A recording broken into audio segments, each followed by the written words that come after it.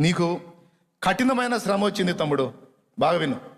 నీకు కఠినమైన శోధన వచ్చింది చెల్లి, లైవ్లో ఉన్నవాళ్ళు కూడా. నువ్వు ఊహించలా అంత గొప్ప దెబ్బ తగిలింది నీకు. కానీ నువ్వు గుర్తుపెట్టుకోవాలి ఏంటంటే, దేవుడు మీ నాన్న నిన్ను ప్రేమిస్తున్నాడు. ఆయన అనుమతి లేకుండా, ఆయన ఎరుక లేకుండా, ఆయనకు తెలియకుండా నీకు ఆ శ్రమ రాలేదు. అంత పెద్ద శ్రమ వచ్చింది, కానీ నువ్వు అనాలి, దేవుడు మా నాన్న.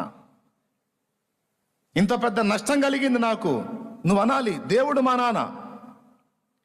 దేవుడు మా నాన్న అయినప్పుడు, నన్ను ఎంతో ప్రేమిస్తున్నప్పుడు ఇంత గొప్ప శ్రమ నాకెందుకు రప్పించాడు అంటే నిన్ను ప్రేమించే. ఇంకొకటి కూడా గుర్తుపెట్టుకో, నీవు ఏదైనా నష్టపోయినట్టు నీకు కనబడితే, దేవుడు నీకేదైనా నష్టం కలిగించినట్టు నీకు కనబడితే, అది నిజంగా నష్టంగా నువ్వు భావించొద్దు.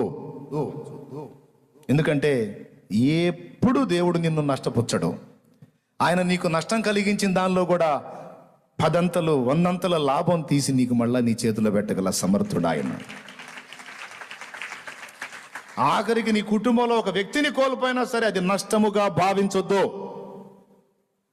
నీ కుటుంబంలో సభ్యుడిని కోల్పోయినా సరే నువ్వు అది నష్టముగా భావించొద్దు. ఎందుకంటే ఎక్కడికి పోలేదు, నాన్న దగ్గర భద్రంగా ఉన్నాడు.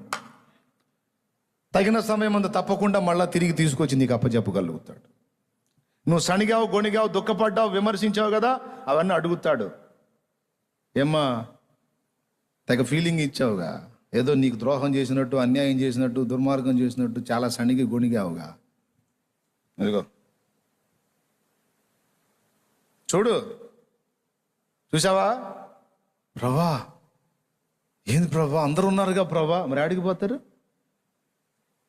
పిచ్చి మావా, నీకు తండ్రి అయ్యేదానికి ముందు నాకు బిడ్డ, నీకు బిడ్డ అయ్యేదానికి ముందు నాకు బిడ్డ, నీకు అన్న అయ్యేదానికి ముందు నాకు బిడ్డ, నీకు అమ్మ అయ్యేదానికి ముందు నాకు కూతురు.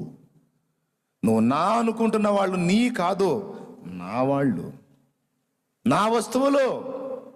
నేనెక్కడ పాడు చేసుకుంటూ మొత్తం భద్రం చేసుకుంటా. మొత్తాన్ని తిరిగి నీకు చూపించగల సమర్థుడు ఆయన. ఎదుట ఆయన ద్వారా ఏది నష్టపోయి ఉండవు నువ్వు.